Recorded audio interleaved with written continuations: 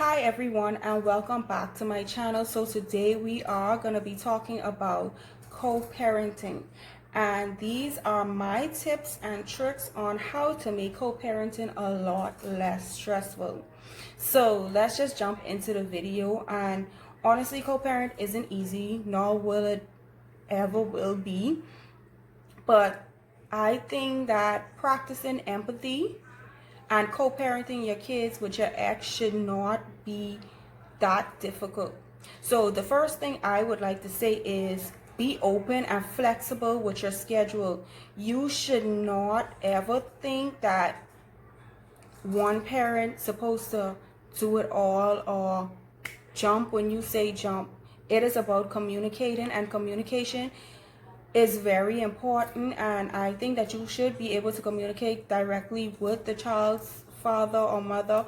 If you're not able to, then I definitely recommend that you have a person in the middle to communicate to, whether it's a grandparent or a friend that you both have in common. But honestly, the best thing to do is communicate directly to the parent. My next thing would be, remember that he is your ex. You guys broke up. What is the problem?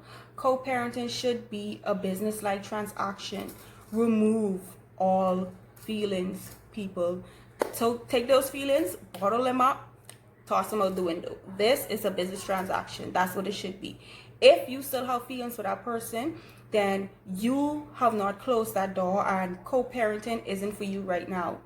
Let's be real. You need to lay out how you feel on the table, and whether they want to get back together with you or not, you need to let it go and move on. This is the best way to help your kids. Your kids can sense animosity, anger, depression, sadness, whatever it is that you are emotionally going through. They might not be able to understand directly what's happening, but they feed off of your energy. So you need to be careful what you portray to your kids, and fighting with your ex is not beneficial for your kid. You should never talk ill about your ex to your kids. It's not a good idea. Children grow up and they see each parent for who they are. They learn our habits as we grow, as we learn their habits as they grow. So you don't need to badmouth the other parent. They're capable of seeing what they need to see for themselves, and as they get older, they will understand why you made certain decisions and you did what you thought was best.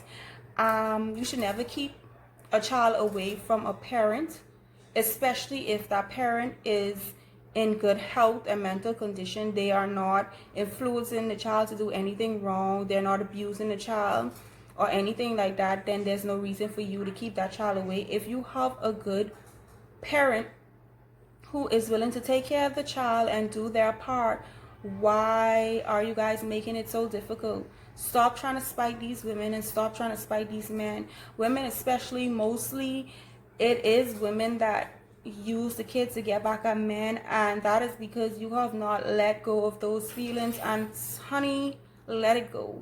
Move on. There is someone in this world for everyone, and that man might have not loved you the way that you needed to be loved, and there is someone out there for you. God placed someone in this world for everyone to love your flaws and everything. So let that man go and focus on your kids. They did not ask to be here, and you need to do and give them the best that you can.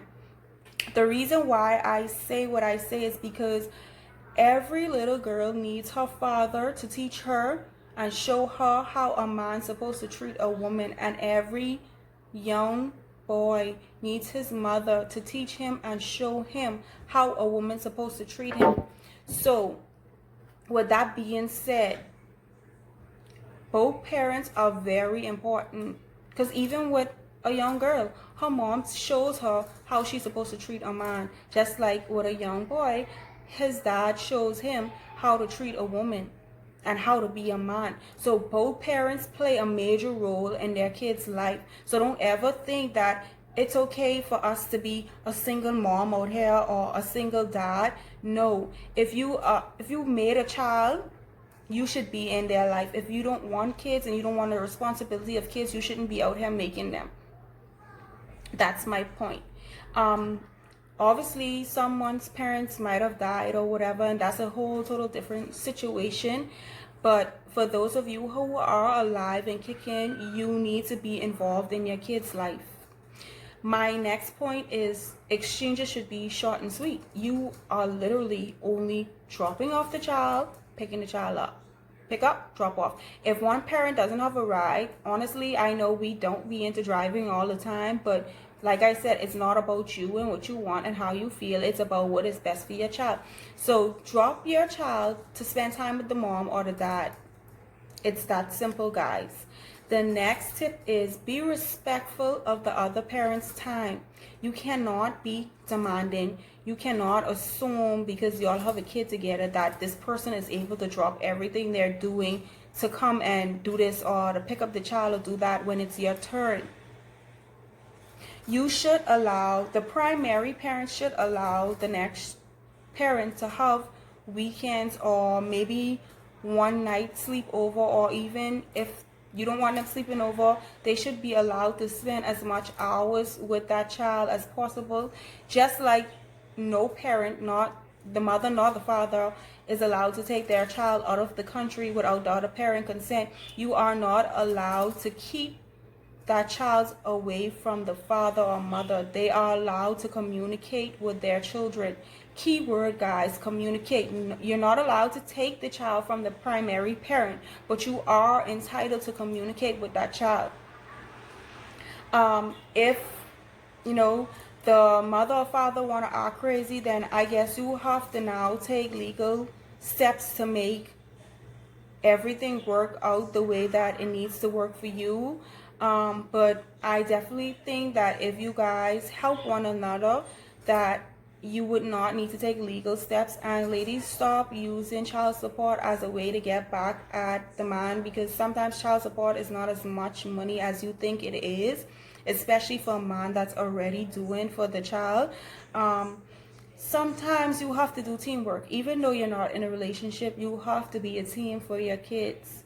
If you see one parent is falling down, then the other parent should be able to pick up the slack until the next parent get back up on their feet.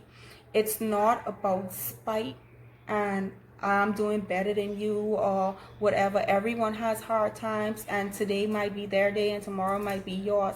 At the end of the day, you have to keep in mind that once you both are doing good and successfully happy and living in a comfortable situation, then your child will blossom into this beautiful human being, and there's nothing that could stop your child from being successful, because you are doing teamwork and you're doing what's best for your kids. You should always share photos, grades, accomplishments. Simple as your child falling down and getting a bruise, you should share that with the other parent. Whether it's good or bad, you need to keep communicating to one another what's going on. I feel like you definitely need to set the same rules. No matter who household the child's in, the rules should be the same. You don't want to confuse the child. Yes, there is going to be one parent that's the fun parent and one parent that is the strict parent, and that's okay. But try to keep the rules the same, because you want to give your child stability. You don't want to mess up your child's mental state nor emotional state. Let's try to keep our young Black people and young women and men around the world out of the prison system.